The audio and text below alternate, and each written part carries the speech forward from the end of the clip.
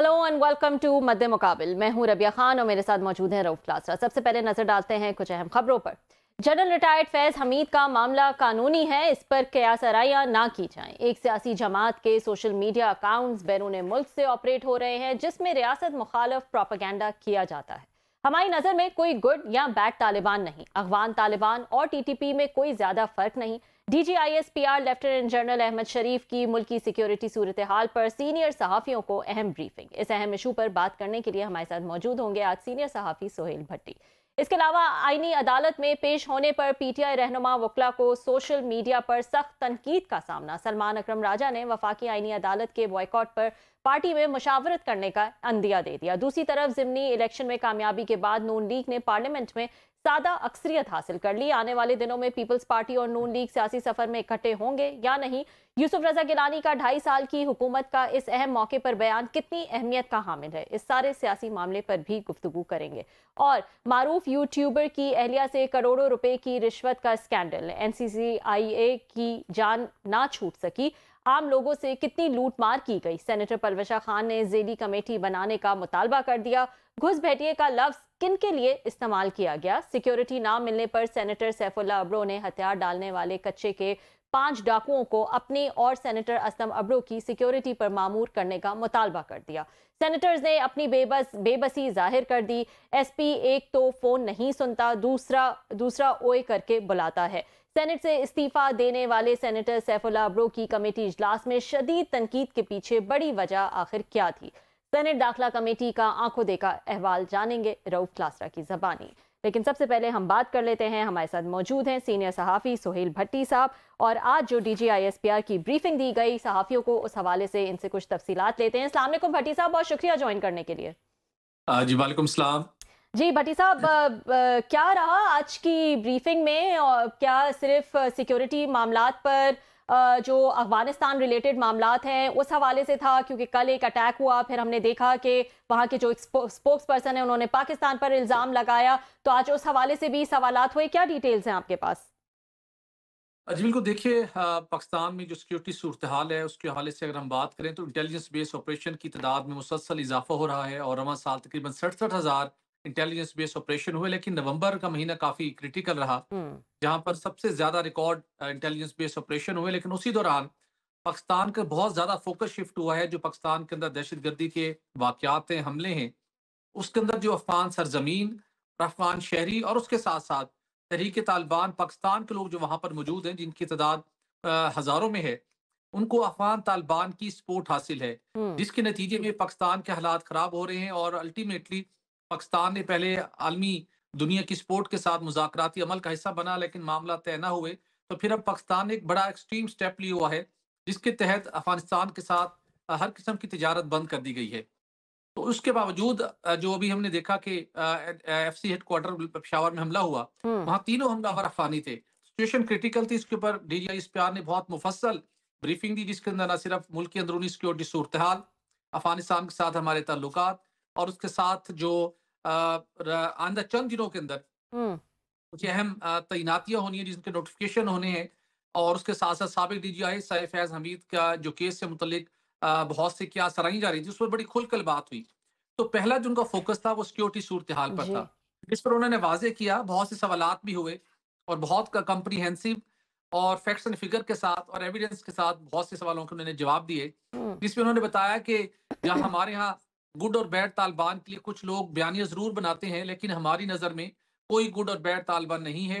ना ही हम्म। रियासत के अंदर कुछ ऐसी गुंजाइश है, ना रियासत किसी को किसी निगाह से देखती है। हम्म। वो लोग जो डंडे के ज़ोर के ऊपर, बंदूक के ज़ोर के ऊपर अपनी राय को मुसल्लत करना क कोशिश करते हैं, हम नहीं करने देंगे। हम्म। उसके साथ उन्होंने बलूचिस्तान और खैबर पख्तूनख्वा के अंदर जो सिक्योरिटी के मामलात हैं, उसके ऊपर बड़ी मुफस्सल ब्रीफिंग दी और बिलखुसूस वो एलिमेंट्स जो गरीब लोगों को दहशतगर्दों तक पहुंचाते हैं उनके मकासद के हसूल के लिए, उस हवाले से उन्होंने एक बड़ा फैक्ट्स एंड फिगर के साथ बात की कि बलूचिस्तान के अंदर गुज़श्ता कुछ अरसे में एपेक्स कमेटी के थ्रू बहुत से ऐसे इनिशिएटिव हुए हैं जो दहशतगर्दी के नसूर को रोकने में मावन साबित होंगे। लेकिन KP गवर्नमेंट और उनकी इंतजामिया हम्म। वो इकदाम करते हुए दिखाई नहीं दे रही।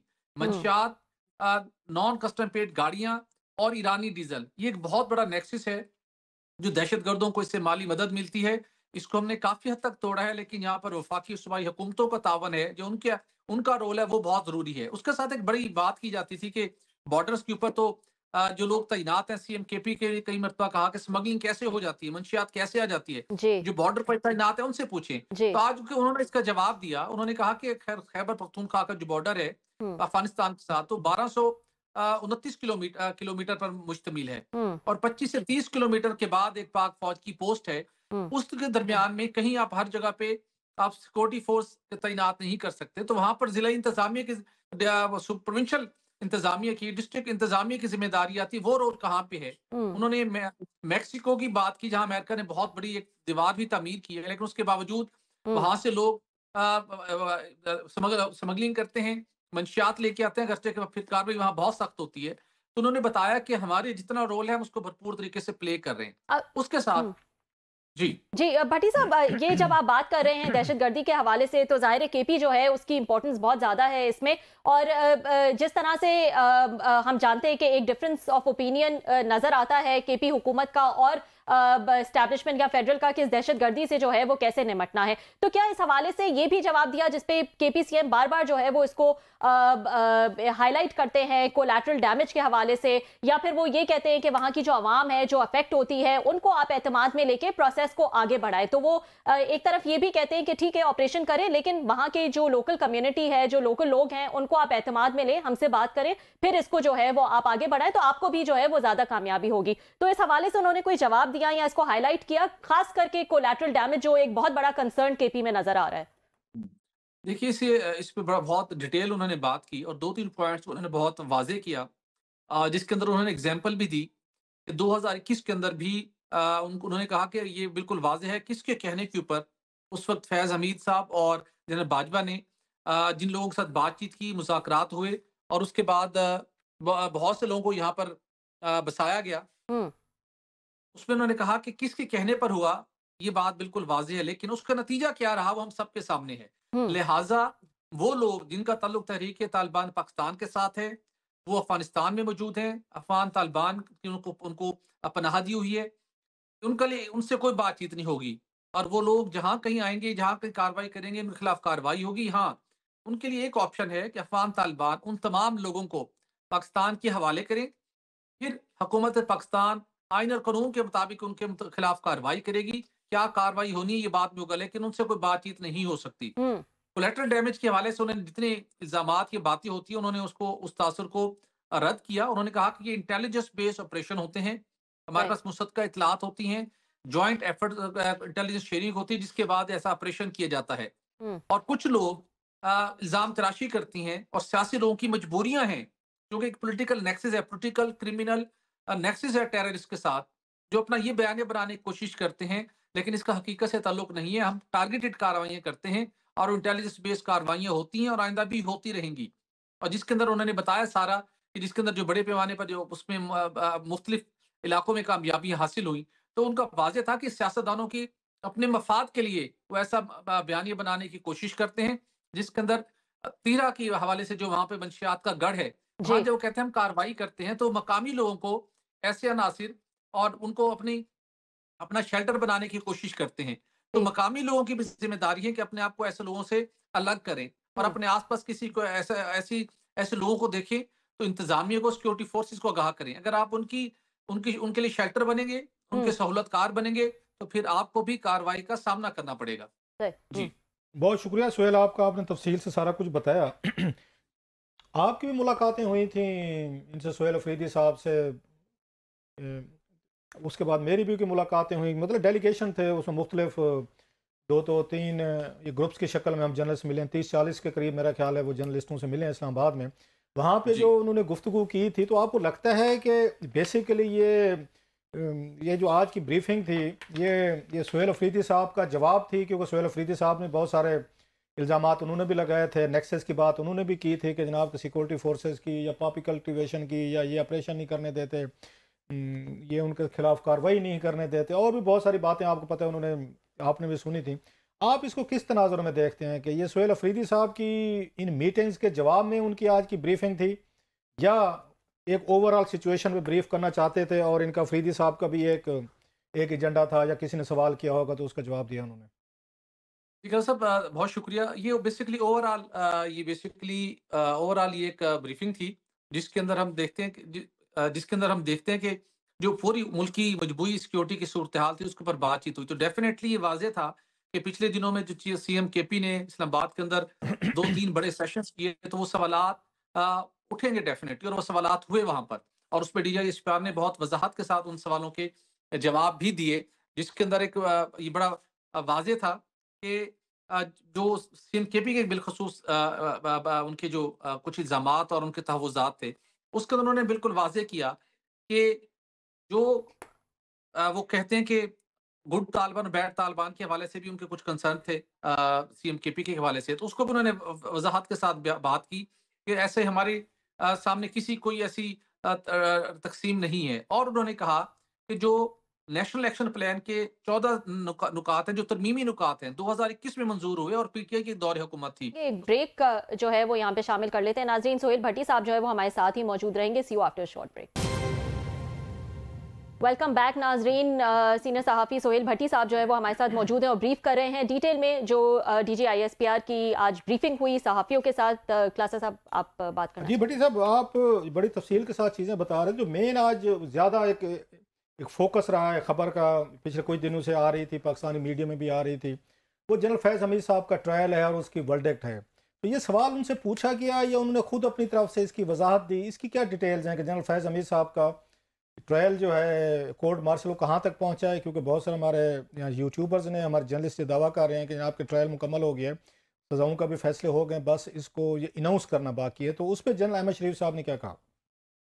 जी साहब, बिल्कुल जो ओवरऑल ब्रीफिंग थी, सवाल जो आपका सेशन स्टार्ट होने से पहले तो उनका सारा फोकस DGISPR का सिक्योरिटी सूरत हाल पे और जो ऑपरेशंस किए गए उसके मुतल्लिक था, और जो आइंदा की हिकमत अमली होगी उसके ऊपर उन्होंने रोशनी डाली। लेकिन डेफिनेटली जो टाइमिंग है उस टाइम में CMKP के सवाल से मुतल्लिक़ सवालात भी हुए, और उसके साथ साथ साबिक DGI फैज़ हमीद के ट्रायल के बारे में भी जो बातें हो रही थी उस हवाले से बहुत क्लैरिटी के साथ सवाल हुए, और उन्होंने बहुत क्लैरिटी के साथ जवाब दिया। नहीं, जिसमें उनसे जवाब क्या उनको सवाल बिल्कुल हुआ वाज़ेह। ज़रा हमारे नाजरीन के लिए, मेरे लिए, रबिया के लिए, कि मैं, क्योंकि हम मौजूद नहीं थे वहाँ पे, सुनना चाहते हैं क्या सवालात किए गए उनसे? आपने जी कहा सवाल कि जी क्लैरिटी के बिल्कुल साथ सवाल सवाल हुआ जनरल फैज़ हमीद पे। बिल्कुल। अच्छा, जो इस ब्रीफिंग में भी और जो इससे पहले ब्रीफिंग हुई थी उसमें भी हुआ था सवाल कि उनका ट्रायल मुकम्मल हो चुका है, उनके कोर्ट मार्शल का सज़ा उनको सुनाई जा चुकी है, लेकिन अनाउंस नहीं की जा रही, हम्म। और आइंदा चंद दिनों में क्या अनाउंस हो सकती है, कब तक ये उसके मुतालिक फैसला सामने आ सकता है। तो यही सवाल का इन्हीं पॉइंट्स के ऊपर फोकस था। तो जिसके जवाब में उन्होंने कहा कि फैज़ हमीद साहब का जो मैटर है वो सब जुडिस है। मैं इतना कहना चाहूँगा, और जब उसकी फैसला आएगा, जब उसकी प्रोसीडिंग्स मुकम्मल होगी, हम फौरी तौर के ऊपर आपको, यानी कि मीडिया को हम आगाह करेंगे। लेकिन उसके साथ उन्होंने ये भी वज़ाहत की, चूँकि बहुत से सवालात उठ रहे थे, तो उन्होंने कहा कि ये जो कोर्ट मार्शल का प्रोसीजर है उसमें हम जो भी मुल्ज़िम होता है, जब उसका ट्रायल होता है, उसको उसके दिफ़ा का पूरा हक मिलता है, उसके सामने सबूत भी रखे जाते हैं और तमाम कानूनी तकाज़ों को पूरा किया जाता है, और इस केस में भी तमाम कानूनी तकाज़े पूरे होंगे, और जैसे ही ये प्रोसेस मुकम्मल होगा, फ़िल वक़्त वो सब जुडिस है, इस पे बात नहीं कर सकते मज़ीद, लेकिन जैसे ही मुकम्मल होगा, फ़ैसला आएगा, हम फ़ौरी तौर के ऊपर उसको रिलीज़ करेंगे, मीडिया को उसके बारे में बताया जाएगा। अच्छा, जी। दूसरा आपने अभी बात की, बात हो रही थी कि आपने थोड़ा पासिंग सा कमेंट किया और मैं उनकी बात चीज़ें देख भी रहा था कि ये जो असल मसला था, ये इमरान खान साहब का, जनरल बाजवा साहब का, जनरल फैज़ हमीद साहब का, जो हमारी मौजूदा इस्टेब्लिशमेंट समझती है कि ये जो 40,000 35,000 तालिबान लेकर आए थे वहाँ अफगानिस्तान से, आज तक ये नहीं हो सका, इस पर डिटरमिन नहीं हो सका कि इमरान खान साहब, उनकी पार्टी कहती है, उस दिन वो भी कह रहे थे, आपने भी सुना होगा, ये सोहेल अफरीदी साहब भी कह रहे थे ना कि इमरान खान साहब का फैसला नहीं था, उनके जाने के बाद उनको सेटल किया गया, जिस पर मैंने भी उन्हें काउंटर किया। मैं खान साहब की तो वीडियोस पड़ी हुई हैं, उन्होंने खुद उन्होंने तकरीर की हुई है, जी। उन्होंने जी, जस्टिफाई बिल्कुल। किया हुआ है कि भाई साहब इनका लाना कितना ज़रूरी था। सवात के लोग, ये मंगोरा, ये माला कैंड वाले, उन्होंने जुलूस में निकाले, खान साहब ने कहा नहीं कि वो तो उनका आना ज़रूरी है। तो उन्होंने भी यही कहा जनाब कि खान साहब ने फैसला किया था, लेकिन उनको लाया बाद में किया, और खान साहब ने अगली कैबिनेट मीटिंग में ये फैसला नल एंड वैड करार दे दिया था। फिर बाद में जुलाई में उन्होंने उनको ये सेटलमेंट लेकर आए।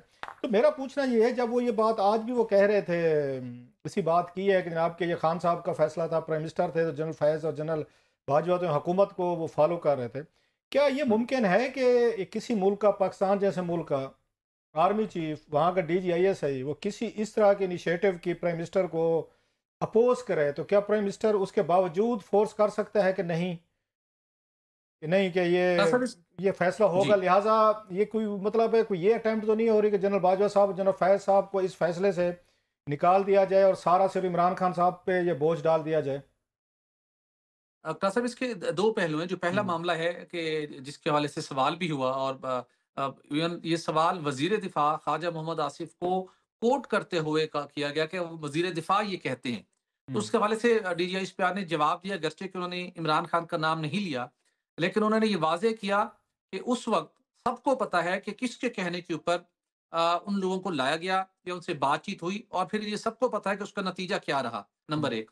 नंबर दो, सिर्फ उन TTP से वाबस्ता उन लोगों को ज़ाहिर मुज़ाकरात हुए थे, और इमरान खान साहब शुरू से उनका एक ट्रैक रिकॉर्ड है, वो बड़े हामी रहे हैं, इनसे बातचीत होनी चाहिए, वो एडमायर करते हैं लोगों को। बल्कि एक जगह के ऊपर DGI इश्तियार ने ये बात तक कही कि तमाम वो तमाम सियासी जमातें, वो तमाम लोग जो इनके खिलाफ खड़े हुए, उनके ऊपर हमले हुए, और आप खुद देख लें कि इन दहशतगर्दों ने किसके ऊपर कोई हमला नहीं किया। ये नहीं कि वो लिंक जोड़ने की कोशिश कर रहे थे कि तालिबान की तरफ भी खान साहब या उनके लोगों के लिए सिंपैथी थी, और इनकी तरफ से भी थी, और अल्टीमेटली उस वक़्त जो हालात थे, बल्कि सिर्फ लोगों को उधर से नहीं लाया गया था। आपको याद होगा, जेलों में भी लोग कैद थे जिनके ऊपर पार्टन मुकदमात किया किन गया राय थे, था, उनको जेलों से रिहा भी किया गया था। बल्कि जेलों पे जी, वो जेलें तोड़ के फरार भी करवाया गया था। पहले तो ये काम, जी ये बिल्कुल। फरार भी हुए थे, जी, और यहाँ पे ये आरिफ अलवी साहब ने पार्डन किया था। बड़े क्रिमिनल सेंटेंस थे जिनको, उनको पार्डन भी आरिफ अलवी साहब ने कुछ 100 के करीब किया था।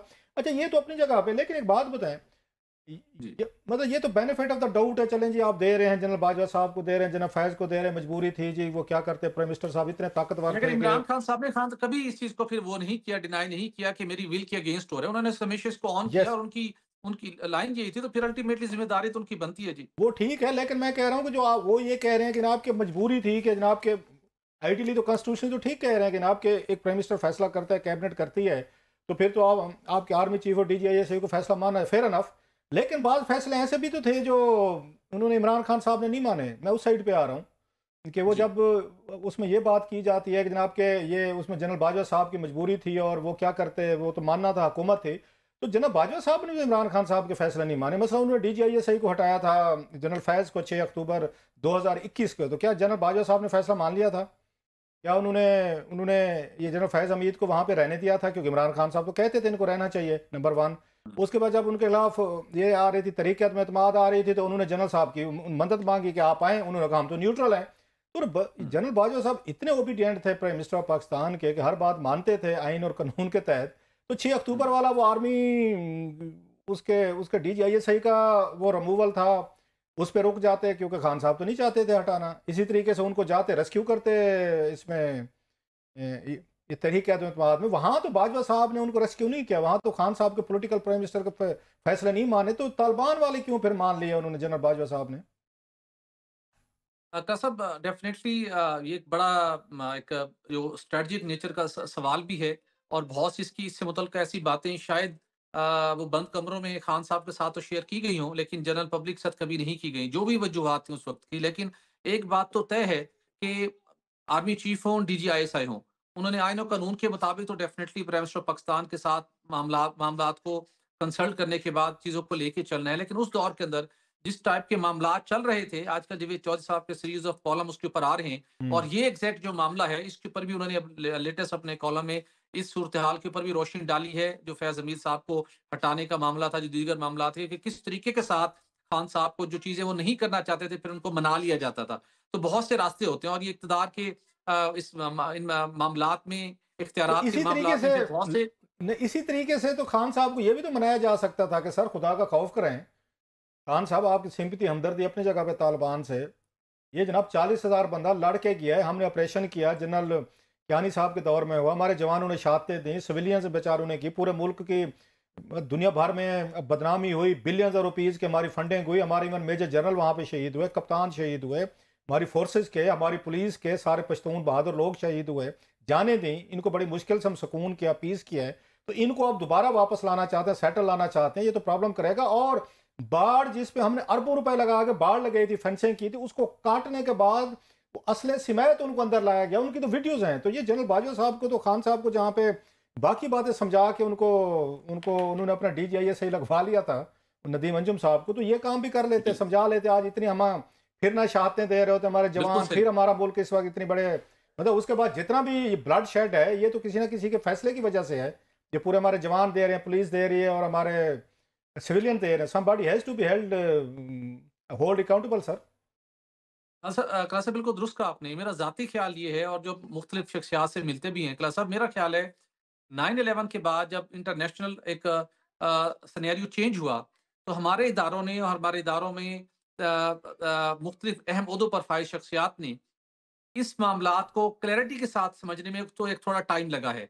गुड और बैड तालिबान एक मुख्तलिफ अदवार के अंदर उसके ऊपर डिबेट रही है। अपने लोग, अच्छे लोग, एक कंफ्यूजन कह लें, ये खुद एक स्टेट, डिफरेंट स्टेट ऐसी उसमें सर मैं एक इसको रही कि क्लियर कर जिसके देता हूँ अंदर पाकिस्तानी लोगों के जी लिए गुड बैड क्या था। मतलब बहुत सारे लोगों को समझ नहीं आ रही कि who is good and who is good bad Taliban. जो अफगानिस्तान में वहाँ पे नेटो फोर्सेस पे काबुल में हमले कर रहे थे, मार्केट्स उड़ा रहे थे, अफगान सिविलियन बेचारे मारे जा रहे थे, बच्चे औरतें मार्केट में, 2 सिपाही वो नेटो के मारते थे तो 100 उसमें अफगान मारे जाते थे, तो उनको हम गुड तालिबान समझते थे कि अफगानिस्तान में ऑक्युपाइड फोर्सेज के खिलाफ लड़ रहे हैं, दे आर रेजिस्टेंस उनकी है, तो लिहाजा वो गुड तालिबान है।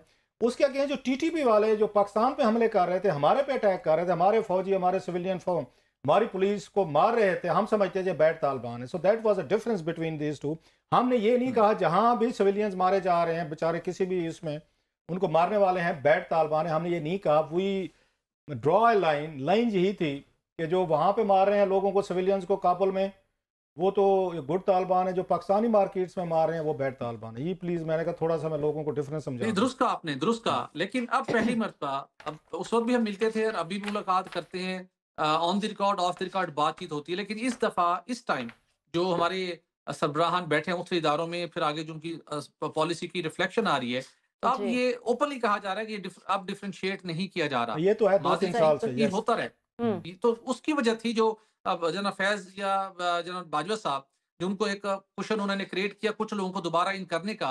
और हम्म अभी DGISPR भी कह रहे थे कि उनसे ठीक है, बातचीत हुई, उनको बताया गया, फिर उसका नतीजा क्या रहा। तो हम्म अब हम उस नतीजे से, उन मुज़ाकराती अमल से शायद हमारी ये लर्निंग हो चुकी है कि नो, अब ये ऑप्शन नहीं है। या बिल्कुल उनको हमारे हवाले किया जाए, उनके खिलाफ कार्रवाई की जाए। कोई दरमियानी अब रास्ता नहीं है, ना ही कोई मुज़ाकरात का ऑप्शन मौजूद है अब जी। सही। बहुत बहुत शुक्रिया भट्टी साहब ज्वाइन करने के लिए। सोहेल भट्टी साहब हमारे साथ मौजूद थे। आज जो DGISPR की ब्रीफिंग थी सहाफ़ियों के साथ, उस हवाले से डिटेल से जो है वो हमें बता रहे थे, जिसमें सिक्योरिटी मामलात पे जो है वो खास करके बात हुई। और इसके अलावा जनरल रिटायर्ड फैज़ हमीद का जो कोर्ट मार्शल का मामला है उस हवाले से भी उन्होंने डिटेल में बताया। एक ब्रेक शामिल कर लेते हैं नाज़रीन, ब्रेक के बाद दोबारा हाजिर हूँ। वेलकम बैक नाजरीन। सेनेट दाखिला कमेटी का कुछ अहवाल जो है वो क्लासरा साहब से जान लेते हैं। क्लासरा साहब वहाँ पे मौजूद थे और कई हवालों से जो है वो बात हुई। काफ़ी सारे इश्यूज जो हैं वो उसमें जो है वो रेस किए गए। क्यों सेनेटर्स जो है वो बेबस नज़र आए सेनेट दाखिला कमेटी में, क्यों इतने नाराज़ थे, बल्कि ये भी कह दिया गया कि हम सेनेट दाखिला कमेटी को बंद कर देते हैं। क्या हुआ क्या आज? बात ये कि ये बड़ी अहम कमेटी है, 2-3 कमेटीज बड़ी अहम है। एक आपकी फाइनेंस की होती है, एक आपकी इंटीरियर, एक पैसे का मसला है, रोकड़े का मसला है, दूसरा पावर क्लाउड का मसला, थाना कचहरी का मसला है। सो इसमें बड़ा सेनेटर भी ज़्यादा तादाद में आते हैं या MNAs, और हम सहाफ़ी भी ज़्यादा जाते हैं कि खबरें बनने के दोनों साइड्स पे ज़्यादा चांसेस होते हैं। आज जो कमेटी का इजलास था, इसमें उन्होंने जिनको बुलाया हुआ था, मेन लोग थे, कंसर्न थे, एजेंडा टाइप, वो आए ही नहीं है।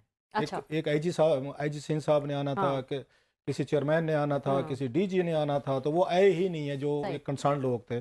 तो उससे वो थोड़े से वो डिसाल्ट हुए हैं कि देखें जनाब कि ये इतनी बड़ी इंपॉर्टेंट ये कमेटी एजेंडा है, तो ये लोगों सीरियस नहीं लेते, अपने जूनियर्स को भेज देते हैं। अच्छा। तो उस पर उन्होंने कहा जनाब कि हमारी इन लोगों ने आगे ब्रीफ करने भी नहीं है, तो दुकान बंद करें, हट्टी बंद करें, इसको फिर क्या फायदा है, फिर यहाँ पे बस बैठे हुए हैं। हाँ। एक जो चीज़ बड़ी अहम थी, 3-4 बड़े अहम टॉपिक है, मैं जल्दी से सबको एक टच करने की कोशिश करता हूँ। एक तो ये था, ये सैफुल्लाह आबड़ो साहब जो है ना, उनका कमेटी में आना मेरे लिए थोड़ा सा प्लेजेंट सरप्राइज था, क्योंकि कुछ दिन पहले 87 तरमीम पे वोट देने के बाद उन्होंने इस्तीफा दे दिया था कि जी मैं इस्तीफा दे के जा रहा हूँ, मैं नहीं आऊँगा। तो उसके बाद तो वापस आ गए वो। अब उसका ये नहीं पता था इस्तीफा मंजूर हुआ नहीं हुआ, उन्होंने लिखा नहीं लिखा। PTI कहते थे हम इनके खिलाफ रेफरेंस भेजेंगे, रेफरेंस भी नहीं भेजा गया, उन्होंने इस्तीफा भी लिख के नहीं दिया, गिलानी साहब तक भी नहीं पहुंचा, आज वो कमेटी मीटिंग में आए हुए थे और कमेटी मीटिंग में बैठ के उन्होंने बहुत सारे अपने इश्यूज भी हैं। अच्छा, इस्तीफे का कुछ पता नहीं है कि क्या हुआ? Nobody knows where it stands। उस पे तो शायद चेयरमैन सेनेट ने ये भी उनको कहा था ना, अब फिक्र ना करें, हम आपको वापस बुला लेंगे। वो तो ये कह रहे थे ना कि क्या कि अगर मेरे पास आएंगे तो मैं फिर फैसला करूंगा। चेयरमैन ने फैसला करना होता है ना, आप वहाँ मुकर भी सकते हैं, मैंने तो वैसे बात कर दी। अच्छा, तो खैर उस पे ये था, चेयरमैन साहब ने ये भी कहा था कि अगर मैंने नहीं किया, सपोजली मैंने बात की, तो क्या पीटीआई ने कोई रेफरेंस फाइल किया? ये उनका ये भी जमशेद रिजवानी के शो उसमें इंटरव्यू में कह रहे थे, क्या इन्होंने लिख के दिया? मतलब ये प्रोसेस जो होता है, ये चीजें इन्होंने की। उनका ये कहना था लिखा हुआ इस्तीफा तो नहीं आया मेरे पास, और ना इन्होंने पीटीआई ने फर्दर प्रोसीडिंग की है। सो आज वो वहां मौजूद थे। खैर उनका जो मसला था, उनके भतीजे और भाई जो है असलम आबड़ साहब जो हैं, उनको कत्ल किया गया, असैसिनेशन की गई। तो उनको जो ये कातिल हैं वो पकड़े, अभी उनको पकड़ने 12 के करीब मेरे ख्याल लोग हैं जो एफआईआर में नामजद थे, 2 शायद पकड़े गए, बाकी उनको पकड़े नहीं जा सके। तो उस पर वो कह रहे थे कि उन्हें भी वो थ्रेट्स हैं, वो सिक्योरिटी मांग रहे थे दोनों, वो जो आबरू साहब, सैफुल्लाह साहब भी और असलम साहब भी। और उनका ये कहना था सिंध में, उन्होंने कहा जनाब के वहाँ पे लड़काने में रेडी वाले को, मतलब है वहाँ पे चाय वाले को या किसी को भी इस तरीके फलूदे वाले को, सबको सिक्योरिटीज मिली हुई है। जो हम लोग हैं, हमें जो है कोई सिक्योरिटी देने को वहाँ पर तैयार नहीं। उन्होंने कैसे करें कि पिछले दिनों खबर आई थी सिंध में कि कच्चे के डाकू जो है ना, कोई 5-6 ने सरेंडर किया है। उन्होंने कहा वो कच्चे के डाकू हमें दे दें, वो हम उनसे सिक्योरिटी ले लेंगे, कम से कम कोई 2-4 बंदे तो होने चाहिए। पुलिस का उन्होंने ये कहा कि हम फोन करते हैं, कोई बात नहीं करता। अब जैसे उन्होंने गुलाम नबी, मेरा ख्याल मेमन साहब है, आईजी सिंध है, वो तो खैर कमेटी को नहीं आते, मैंने तो नहीं देखा उनको कभी कमेटी में आया हुआ। कोई हो सकता है आए हो तो मेरे से मिस हुआ, तो मुझे नहीं पता। तो वो कमेटी को सीरियस नहीं लेते, उनका कहना था, उनका सेनेटर्स का। अगली जो उसमें मेन चीज़ थी वो परवेश खान साहब ने उठाई। उनका ये कहना था जनाब के, मतलब उसमें आया था फलक नाज साहब हैं, पीटीआई के सेनेटर हैं, उनका हमने पिछली दफ़ा भी बात की थी, आज उसका फॉलो अप था। उनको जनाब लूटा गया, उनके साथ फ्रॉड किया गया साइबर का, और ये करने वाले जो थे 2 नौजवान थे, उनका ताल्लुक भावर नगर से था। ये आप मतलब पसमानदा हमारे रिमोट एरिया के नौजवानों को हल्का ना लिया करें, अंडर एस्टिमेट ना किया करें। ये लगते हम भोले हैं, शक्ल से भोले लगते हैं, करतूत हमारे पूरे हैं। अच्छा। उन 2 नौजवानों ने वहां से बैठ के जनाब प्लान किया, प्लान करने के बाद उन्होंने ढूंढा, उन्होंने कहा पीटी सेनेटर्स को चूना लगाते हैं, और चूना भी उन्होंने कहा जनाब यहाँ से लेडी सेनेटर से शुरू करते हैं। उन्होंने इनको फोन करके कहा फैसल, ये जो है यहाँ पे फैसल सुल्तान साहब सीईओ है शौकत खानम के, उनकी आवाज उन्होंने बना के, अब ये नहीं पता एआई जनरेट किया क्या किया, उन्होंने काम देखे तो आइडिया देखे ना नौजवानों का। उन्होंने वहां से फोन किया कि मोहतरमा आप ना हमें कोई, हम यहाँ प्रोजेक्ट वगैरह शुरू कर रहे हैं कोई डोनेशन का, तो हमें 4,85,000 रुपये भेजें।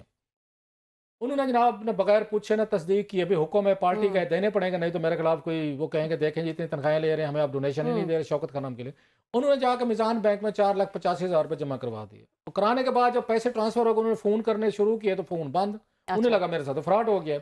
अल्टीमेट उन्होंने एफआईए को कहा, या साइबर वो क्राइम एजेंसी जो है, उन्होंने जाके उन दोनों को ढूंढ लिया जनाब वहां से भावल नगर से। दोनों वो गिरफ्तार भी हुए और दोनों के पैसे भी रिकवर हुए। तो पैसे लेने के बाद वो बड़े खुशकिस्मत है, मतलब फलक नाज साहब के पैसे उनको वापस मिल गए। इस पे परवेश खान साहब और दीगर का कहना था कि बड़ा अच्छा किया, फेयर इनफ, दोनों जुडिशियल रिमांड पे जेल में है। उन्होंने कहा सिर्फ उन्हीं लोगों को पैसे रिकवर होंगे जो थोड़े से क्लाउड वाले हैं, या जो यहाँ पे कमेटी के पास आ सकते हैं, जिनको एफआईए या एनसीसीए जो है सीरियस लेके भी कि मसला बड़ा उठ गया, मीडिया में आके हमने करना है। उन्होंने जनाब उन्होंने जिक्र किया कि जिन लोगों ने ये सारा कुछ करना है, हाँ पता ये चला कि इस वक्त इतना साइबर क्राइम के हवाले से इस कंप्लेंट आ रही है कि 1,26,000 पिछले 2024-2025 में कंप्लेंट्स आई हैं। 50,000 वो कहते हैं अभी भी पेंडिंग पड़ी हैं, 4,000 की इंक्वायरी चल रही है। अच्छा। इतना बड़ा है। अब मजे की बात यह है कि जिन लोगों ने सारी इंक्वायरीज को हैंडल करना है वो कौन है? वो डक्की भाई से पैसे खा गए, उनकी बेगम साहब से 10 करोड़ रुपए ले। इस पे परवेश खान साहब और बाकी ने उनकी बोली, भैया हमें ये बताएं कि हम तो आप लोगों से प्रोटेक्शन चाहिए। अच्छा, परवेश खान साहब के साथ भी फ्रॉड हो चुके हैं 2-4 दफा। वो बेचारी वो जली सड़ी बैठी हैं, हर दफा वो बात करती हैं, तो वो उस पर बड़े इनसे जोर से पैशन के साथ बात करती हैं कि इनको मजीद आप टाइट करें कि अगर वहाँ पे एनसीसीए के जो अफसरान हैं वो 10 करोड़ रुपया वो डक्की भाई यूट्यूबर से ले रहे हैं। वो उन्होंने कॉल सेंटर चलाए हुए थे इस्लामाबाद में, वो बता रहे हैं यहाँ पे आपने टॉप से बॉटम तक सब इन्वॉल्व थे, नेटवर्क चल रहा था कोई। आपको मंथली मिले 10-10 लाख रुपए पे चला रहे हैं आपके। अगर ये काम एफआईए के अफसरान एनसीसी में बैठ के कर रहे हैं तो ये तो फिर बिल्ला दूध की रखवाली में बैठा, उल्टा उन्होंने अपना बिजनेस बना लिया है। उनसे ज्यादा खतरनाक तो ये हो गए हैं आपके एनसीसी के अफसरान हो गए। तो उन्होंने इस पे कहा कि जनाब ये क्या हुआ है। तो ये बड़ी बात उस पे। अगला एक जो मजे का काम था वो ये था कि अब देखे ना कि बाढ़ कैसे वो खा रही है, खेत को खा रही है। सवाबी का बताया कि वहां पे जनाब के कोई 25 करोड़ रुपए के ये सिगरेट के कार्टन्स पड़े हुए थे वहां पे इनके पास। इन्होंने ये एफबीआर जो है इनके ये पता ये चला जनाब कि वहां पे जो अफसरान है जिनकी वो कस्टडी में थे उन्होंने बैठ के खुद चोरी करवा लिए। खुद चोरी करवा जनाब ली अली, और खुद जाके FIR भी करवा दी।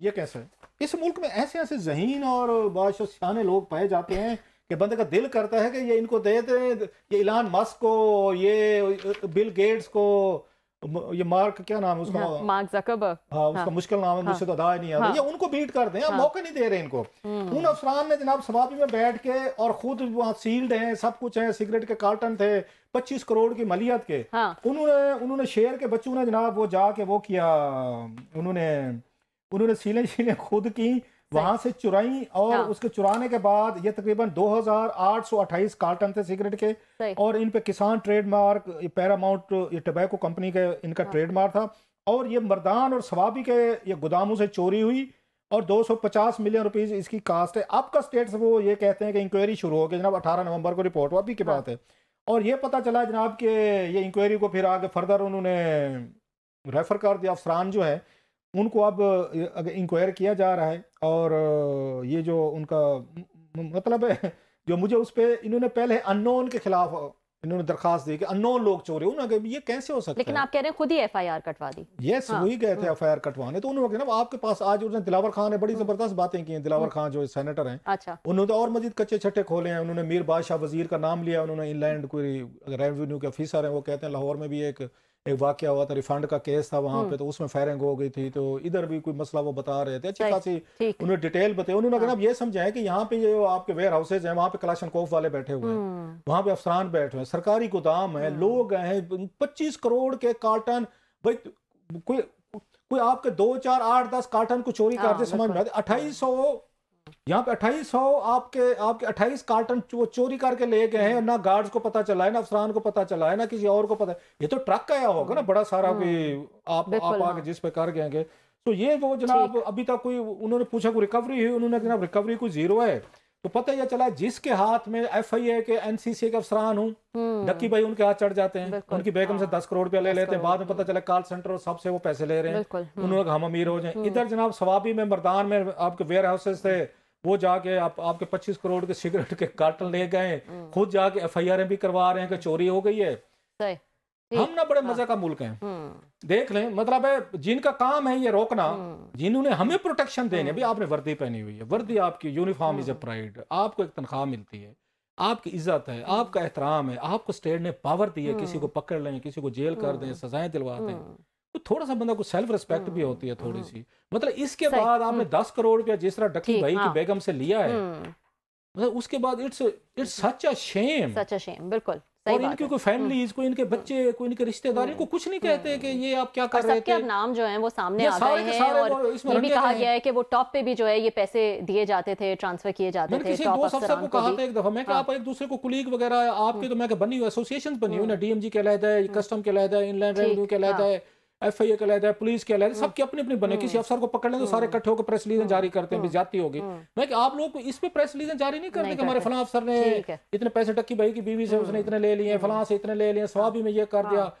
तो आप लोग एक दूसरे को ताने नहीं देते, कोई शर्म नहीं दिलवाते। उनका कहना था हजूर अब 90% से ज्यादा यही काम करते, कौन किसको शर्म दिलाए, कौन किसको ताने दे, तो 5-10% अभी बचे हुए तो बचे हुए, बाकी 90% सारे यही काम कर रहे हैं।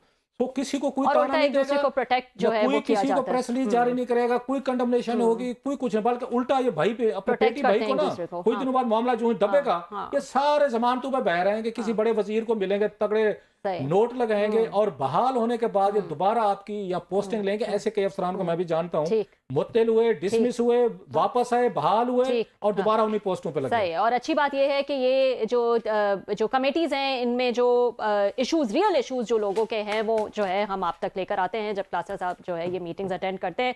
आज के लिए इतना ही नाज़रीन, कल आपसे फिर मुलाकात होगी।